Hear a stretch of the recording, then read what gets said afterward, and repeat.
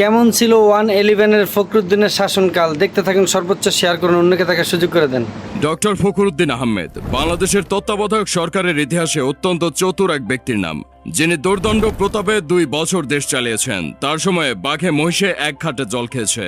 দেশের 2 প্রধান রাজনৈতিক দল আওয়ামী লীগ ও বিএনপির শীর্ষ নেতা শেখ হাসিনা ও বেগম খালেদা জিয়া জেল খেটেছিলেন পাশাপাশি সেলে। পরপর 2 ঈদ কারাগারে কাটাতে হয়েছিল এই 2 নেত্রীকে।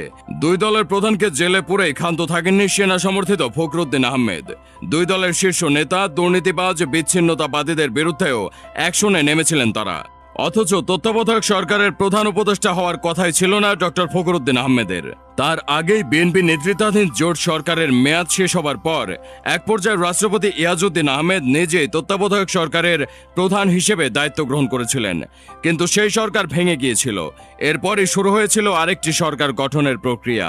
প্রথমে নোবেল বিজয়ী অধ্যাপক ইউনূসকে সরকারের প্রধান উপদেষ্টার প্রস্তাব দেয়া হলে তিনি তাতে রাজি হননি।